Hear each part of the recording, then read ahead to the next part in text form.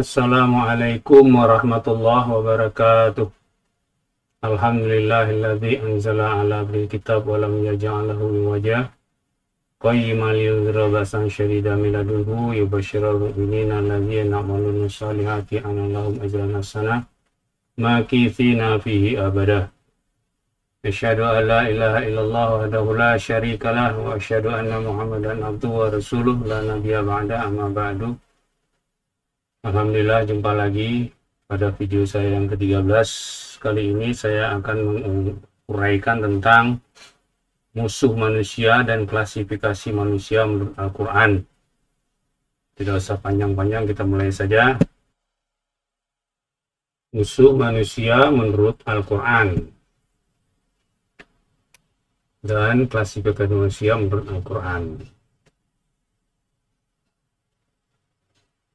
Sama musuh manusia di Al-Quran.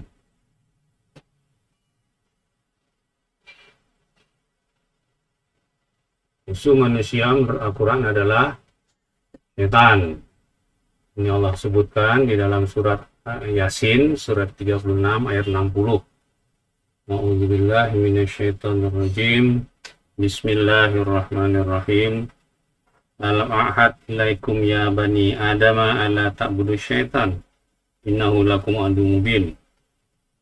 Tidakkah aku telah memperingatkan kalian, wahai anak-anak Adam, bahwa tidak kalian mengabdi kepada syaitan, sesungguhnya bagi kalian dia itu adalah musuh yang nyata. Musuh manusia itu syaitan. Sekarang kita lihat informasi tentang setan itu. Pertama, setan itu terdiri dari jin dan manusia.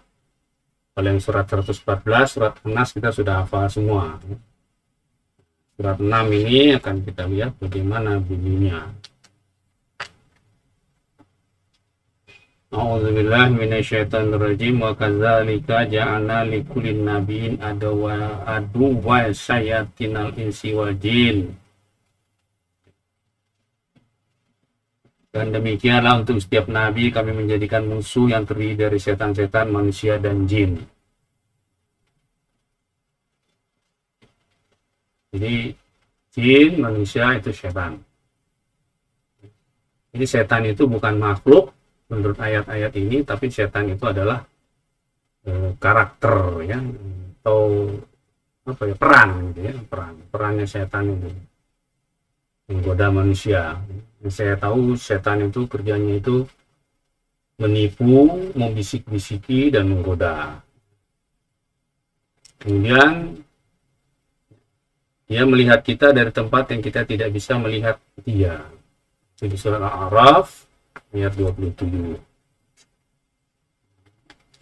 Innahum wa qabiluhu innahu yarakum wa qabiluhu min haitsu la tarawnahu. Sungguhnya dia melihat kamu, ya, dari tempat dia dan golongannya melihat kamu dari tempat yang kamu tidak bisa melihat mereka.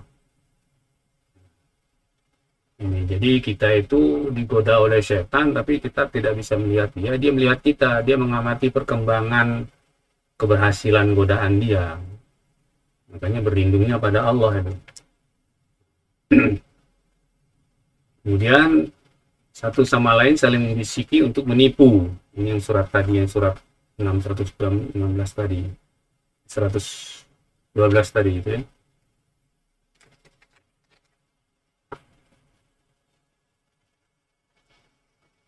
Yuhi ba'duhum ila ba'din zuhrufil qawla ghurura. Sebagian mereka membisikkan kepada yang lain perkataan indah sebagai tipuan. Jadi ada kerjasama antara jin dari setan dari golongan jin dan golongan manusia untuk menipu manusia, untuk menggoda manusia, untuk membisik ke manusia itu. Jadi mereka ada mentornya, gitu. Pengamatnya ada, pelaksananya ada, gitu ya. Kemudian membisik-bisik kepada manusia, ya, di surah An-Nas tuh, waswisu fi sudurinas. menghalangi dari jalan yang lurus. Ini janjinya dia itu. Ketika dia ditutup,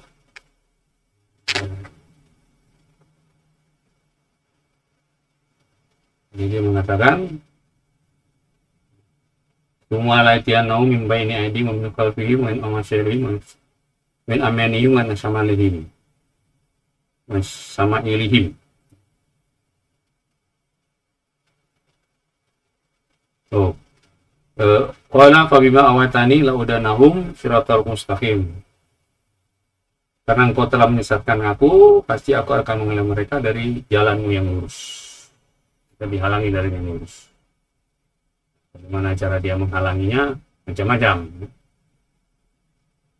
Ada dengan tipuan, segala macam. Kemudian mendatangi dari berbagai arah. Tadi yang saya baca tadi yang salah. Kemudian aku mau datang mereka dari depan, dari belakang, dari kanan, dari kiri. Dan engkau tidak mendapat kebijakan mereka bersyukur. Nah, salah satu ciri orang yang tergoda setan itu tidak bersyukur, rasa kurang, ini kurang, itu kurang, hujan ngeluh, panas ngeluh, nah itu tidak bersyukur, termasuk yang kena berlepas diri di hari kiamat. Ini surat Ibrahim ayat 22. Ini seru nih ceritanya, katakan aja lah.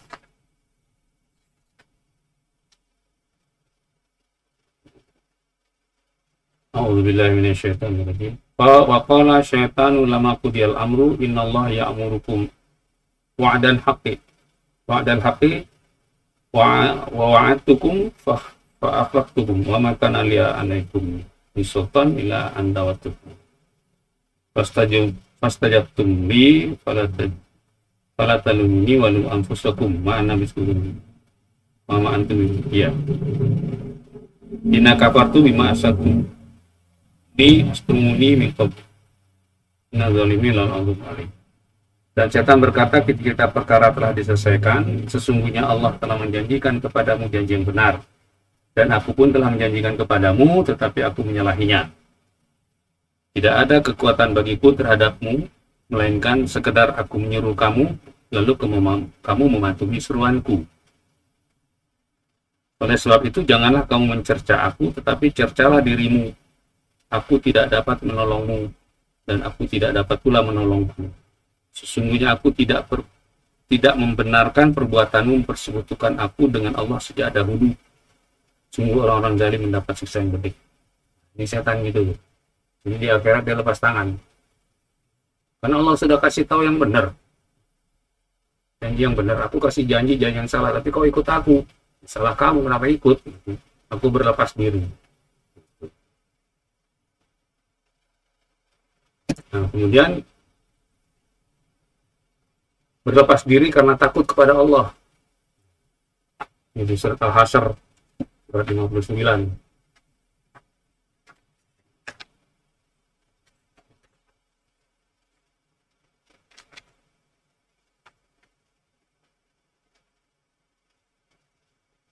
A'udzubillahi minasyaitonirrajim. Kamatsali syaitani idz qala lil insani kfur falamma kafara qala inni bari'u minka ini akhafullah rabbal alamin.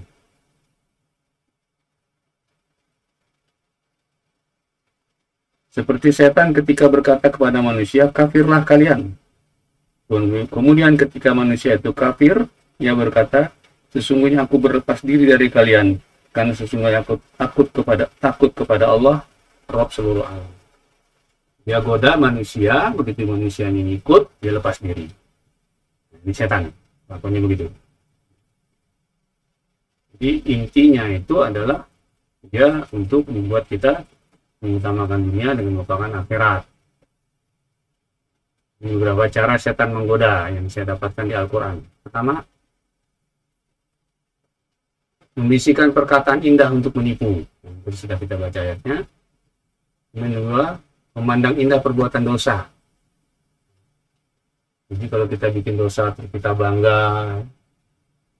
Ada orang yang minum minuman keras atau kelompok, terus ada yang cepat mabok, dan nggak mabok-mabok, yang nggak mabok bangga, ya. Atau bisa menggoda perempuan dia bangga. Nah, Kepercayaan setan, memandang indah perbuatan dosa. Yang ketiga, membangkitkan angan-angan kosong, ngayal. Ya. Apa bedanya hayal dengan rencana? Kalau rencana itu hal-hal yang diperlukan sudah ada gitu. Kalau ngayal itu nanti kalau saya punya duit gini-gini, itu ngayal namanya. Tapi kalau duit sudah di tangan, ini duit mau saya gini-gini kan, itu nggak ngayal. Jadi angan-angan kosong. Ada hadis mengatakan celakalah orang yang panjang angan-angan. Angan-angan kosong ya. Hati-hati ya. Ini banyak sekali menyerang. Saya juga sering diserang dengan kayak gini. Menjanjikan kemiskinan dan menyuruh berbuat dosa. Setan itu membuat kita jadi pelit gitu. Kalau infak nanti miskin.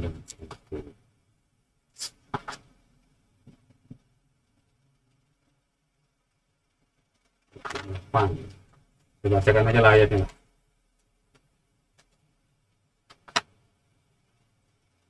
A'udzubillahi minasyaitonir rajim. Asy-syaitanu ya'idukumul faqra wa ya'murukum bil fahsya. Setan menjanjikan atau menakut-nakuti kemiskinan kepadamu dan kamu untuk berbuat fahsya, berbuat keji. Kerjanya dong. Ini kalau kita pengen infak, jangan. Atau ada orang yang memang secara ekonomi dia nggak mampu, minta tolong 2-3 kali, terus orang minta mulu gitu. Jadi kita ngasihnya bukan karena Allah lagi gitu. Setan loh. Hati. Menyuruh mengubah ciptaan Allah.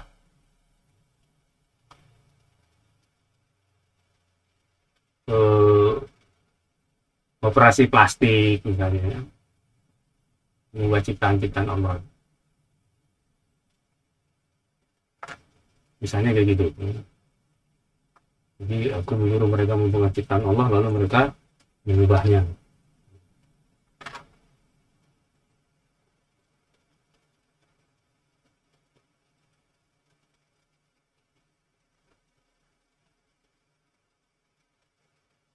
Wala umranahu fala yughayyiruna khalqallah. Sungguh aku menyuruh mereka untuk mengubah ciptaan Allah, dan mereka mengubah ciptaan Allah.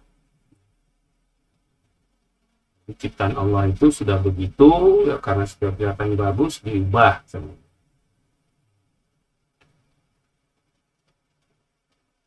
Bukan bikin ukiran, bukan ya, tubuh manusia utamanya. Menyuruh berbuat jahat dan keji dan mengatakan terhadap Allah hal-hal yang tidak diketahui. Ini yang hati-hati, ini mengatakan terhadap Allah hal-hal yang kita tidak ketahui. Kita sudah suka bersangka kepada Allah tanpa dalil. Misalnya aja suka orang ini. Percuma minta ampun tapi kerjaan lagi minta ampun, lama-lama Allah bosan. Gimana dalilnya ada Allah bosan? Allah tuh paling senang kalau orang hambanya itu sering minta ampun malah. Jadi bersangka-sangka kepada Allah tanpa dalil itu kerjaan setan.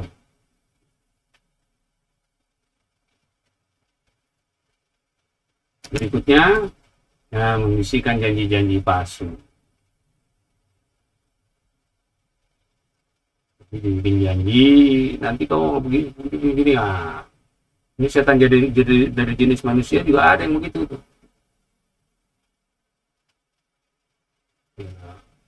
Banyaklah kita dapati ya, apakah itu di dalam forum atau secara pribadi ya, dikasih janji-janji, ternyata janjinya itu palsu, nggak dipenuhi. Itu setan. Kalau setan dari jenis jin, mungkin kita bisa agak waspada. Setan dari jenis manusia nih ya, tampilannya begitu meyakinkan, kita langsung percaya. Gitu.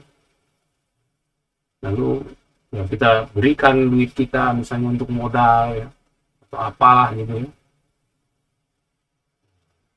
Hati-hati. Dan biasanya janji-janji ini adalah kaitannya dengan urusan dunia. Dengan minuman keras dan judi, setan menimbulkan permusuhan dan kebencian dan menghalangi manusia dari mengingat Allah dan sholat. Jadi alatnya dia itu minuman keras dan judi. Ini saya nggak pernah minum keras dan pernah judi, tapi menurut cerita mereka-mereka yang sudah taubat, memang minuman keras itu bukan main nikmatnya, gitu. Bisa lupa yang lain. Dan judi itu begitu menjanjikan, sampai rumah dijual, masih punya keyakinan suatu saat akan menang. Itu akhirnya lupa sama Allah.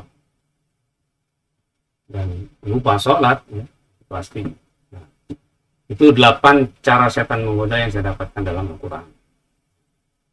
Kita masuk ke bab berikutnya. Kelompok manusia atau klasifikasi manusia menurut Al-Quran.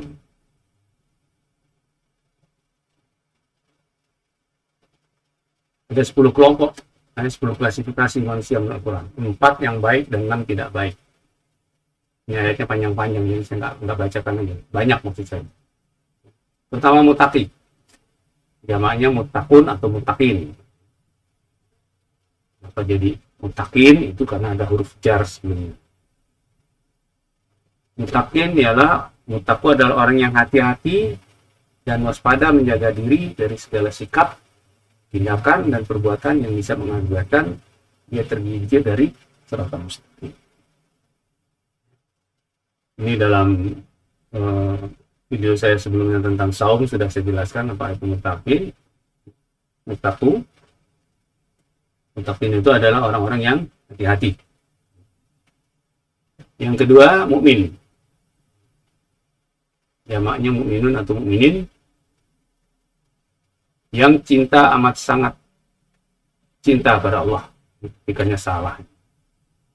Maksudnya amat sangat cinta pada Allah, yang menyatakan pengikraran rukun iman dengan lisan yang bertolak dari kalbu yang mendorong pengamalan. Intinya adalah asyhadu balillah, cinta yang amat sangat pada Allah. Nanti dalam video berikutnya insya Allah tentang ciri-ciri iman, ciri yang pertama itu adalah ini, asyhadu balillah, akan saya bahas. Insyaallah. Yang ketiga, Muslim. Ialah orang yang berislam. Istilahnya berislam. Saya nggak tahu istilah lain. Yaitu orang yang tunduk, taat, dan patuh kepada ketentuan Allah dengan sepenuh pengabdian. 3 itu cirinya ya. Tunduk, taat, patuh. Aslaman. Dalam video saya yang pertama, kalau nggak salah, saya menjelaskan tentang pengertian Islam. Ada aslaman. Kemudian muhsin, jamaknya muhsinun atau muhsinin. Ialah orang yang berbuat kebajikan yang diridai Allah. Kebajikan yang diridai Allah. Ada yang diridai? Ada. Ya. Amal soleh itu ada yang diridai. Nanti kapan-kapan saya tayangkan tentang amal soleh, yaitu yang mengabdi seolah-olah Allah melihat dia, dia melihat Allah, atau paling tidak dia senantiasa sadar bahwa Allah senantiasa melihat dia. Muhsin ya. Jadi orang yang muhsin itu, orang yang ihsan itu senantiasa menyadari Allah melihat dia terus. Ini bukan sekedar taat, tunduk taat dan patuh, tapi dengan kesadaran Allah lihat. Sampai kalbunya pun Allah tahu, sehingga dia hati-hati dengan menata kalbunya itu.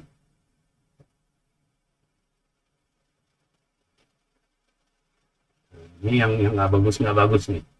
Kafir. Jadi yang bagus tadi mutaku, mutakin, mukmin, muslim, muhsin, 4 ya. Itu nggak jenjang ya, pokoknya itu 4 ini. Kafir ialah orang yang menolak kebenaran dari Allah SWT, yang menutup dirinya dari kebenaran yang datang dari Allah. Jadi kafir itu kalau bahasa Inggrisnya cover, menutup ya. Jadi kafir ini menolak kebenaran, menutup dari kebenaran. Makanya kalau seseorang yang belum muslim tetapi belum pernah mendapatkan ajaran Islam, tapi dia itu yakin bahwa yang Maha Kuasa itu ada dan satu, ya. Lalu dia yakin adanya kehidupan setelah mati, adanya pembalasan, kemudian dia melakukan amal-amal sesuai dengan fitrahnya. Itu Allah mengatakan lahum ajrum inda rabbihim wala khaufun 'alaihim wa lahum yahzanun. Itu di dalam surah Al-Baqarah ayat 62. Masalah ayat 62 itu, kita lihat dulu. Ya, hafal ayatnya itu berarti ya 62 ya. Innal ladzina amanu wal ladzina hadu was nasara wasabiin man amana billahi wal yawmil akhir wa amilus shalihat falahum ajrum inda rabbihim wala khaufun 'alaihim wa lahum yahzanun. Sungguhnya orang beriman, Yahudi, Nasrani, Sabiin, siapa saja yang beriman pada Allah. Kenapa Yahudi, Nasrani, Sabiin bilang beriman pada Allah? Kalau beriman pada Allah kan beriman. Karena dia meyakini, cuman belum ketemu dengan ajaran Islam, jadi nggak tahu namanya itu siapa. Lalu beriman pada hari akhir, melakukan amal soleh, mereka mendapat imbalan dari Rabb-nya, tidak ada khawatir mereka, tidak mereka kecewa. Nah, berdasarkan ayat ini, saya membedakan antara kafir dengan non-muslim. Kafir itu sudah dikasih tahu, sawam alaihim, a'antar taum, amlamtum, zihum layu minun. Kafir itu sama aja, dikasih tahu, nggak dikasih tahu, tetap nggak beriman. Tapi kalau yang non-muslim, yang bukan kafir, begitu dikasih tahu, langsung dia beriman. Ayah saya ada beberapa pendeta yang bisa almarhum, yang beberapa pendeta itu punya dialog dengan ayah saya 3 kali masuk Islam. Waktu beliau masih, kami dari Aceh ya, waktu beliau masih di Banda Aceh itu banyak sekali orang-orang Chinese itu yang masuk Islam setelah dialog dengan Wab. Mereka itu nggak kafir, begitu sampai kebenaran terima. Makanya saya membedakan antara kafir dengan non-muslim. Non-muslim yaitu orang syirik, orang yang menyekutukan Allah.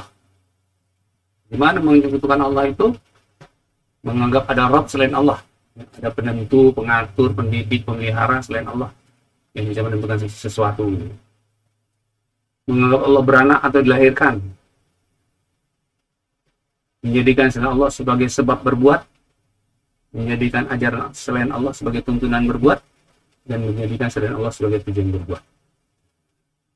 Ilahnya itu juga selain Allah, musyrik. Yang ke-7, munafik. Ialah orang yang nifak, yaitu orang bermuka dua, lain di mulut, lain di hati. Berperilaku sebagai orang iman, padahal sebenarnya tidak iman. Tapi lain di mulut dan hati ini dalam kaitan dengan iman ya. Mereka pura-pura iman. Wa minan nasi yaqulu amanna billahi wa bil yawmil akhir wa hum mu'minun. Mereka mengatakan beriman, padahal mereka tidak beriman. Yukhadi'una Allah walladzina amanu wa ma yakhda'una ila anfusahum wa ma yashurun. Mereka hendak menipu Allah dan orang beriman, padahal mereka menipu diri sendiri dan mereka tidak sadar. Di antara tanda-tandanya adalah dusta, tidak memenuhi janji, khianat, tidak bisa dipercaya. Ini ciri munafik ya. 8 fasik, yaitu orang yang fusuk, yaitu orang dengan sadar melanggar batas-batas ketentuan Allah. Orang yang sadar bahwa perbuatan tertentu itu dosa, tapi dilakukannya juga. Kita sebut dengan sadar dia melakukan dosa.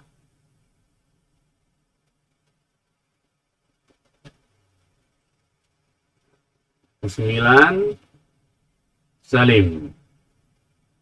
Jamaknya zalimun atau zalimin. Ialah orang yang aniaya termasuk pada dirinya sendiri. Tidak mendudukkan sesuatu pada tempatnya. Orang yang hukum tidak berdasarkan hukum yang adil. Jadi zalim itu lawannya adil, tidak zalim itu tidak proporsional. Tidak menempatkan pada tempatnya. Jadi kalau kita zalim kecil-kecilan itu naruh barang nggak pada tempatnya, gitu ya. Zalim kecil-kecilan istilah saya. Hati-hati itu ya. Karakter-karakter seperti itu, ciri orang malas itu kan, ciri orang malas itu kan 2. 1 menunda, yang kedua tidak menempatkan sesuatu pada tempatnya. Yang terakhir, mutraf. mutrafun atau mutrafin. Mutraf A ini. Ialah orang itraf, yaitu orang yang tidak mau syukur nikmat. Orang yang tidak menugerahi mana kekayaan, kekuasaan, dan kepintaran oleh Allah Subhanahu wa Ta'ala, tapi menggunakannya untuk maksiat. Dapat rezeki banyak untuk maksiat. Orang nggak syukur nikmat. Orang ini mungkin sholat, mungkin saum juga, baca Quran juga, gitu. Tapi ya digunakan untuk maksiat juga. Saya pernah ketemu dengan orang kayak gini.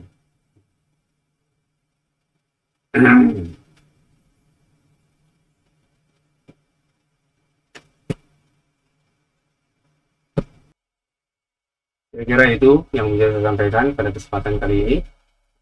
Jadi musuh manusia itu adalah setan, dan dengan godaannya setan itu manusia itu menjadi ada 10 klasifikasi. Yang 4 baik, yang 6 itu nggak baik.